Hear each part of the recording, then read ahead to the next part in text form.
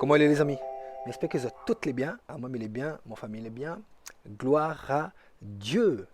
Alors, le thème proposé de la semaine par Rima, c'est les promesses de Dieu. Eric la rouvre le bal lundi, Rima l'emboîte le pas. Mercredi, Olivier la donne paquet. Jeudi, Gaël la met son grain de sel. Et à moi, à soi, hein, pouzotte, si ça te permet à moi, il vient ferme le bal. Les promesses de Dieu, il les remplit dans la Bible. Quand il lit la Bible, hein, dedans, on va voir le nombre de promesses que Dieu l'a fait et que l'a accompli. Dieu ne cause pas juste pour causer. Hein. Dieu, c'est pas un homme. Hein.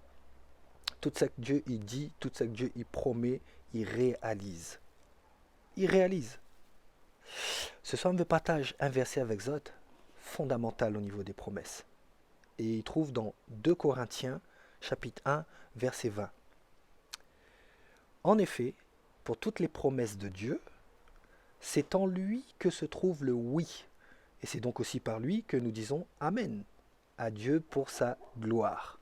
C'est en lui. En lui, c'est Jésus-Christ. Il parle à nous de Jésus-Christ. Si nous voulons recevoir les promesses de Dieu, il faut que nous croyons en Jésus Sauveur, Jésus Seigneur, Jésus le Libérateur. On a des problèmes dans notre vie, hein, sûrement. Eh bien, si on veut que ces problèmes ils résoudent, demande Jésus. Si on veut que ces problèmes ils disparaissent, il y en aura d'autres sûrement après, hein, mais demande à Jésus. Si on veut que votre vie il change de dimension, demande à Jésus.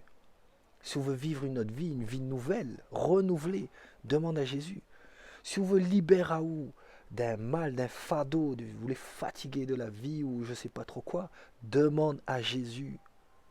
Et quand on demande à Jésus, allez y intercède pour vous auprès de Dieu. Et les promesses de Dieu, il est toujours accompli. Bon Dieu bénisse à toutes mes amis. Passez un bon week-end. On a trouvé.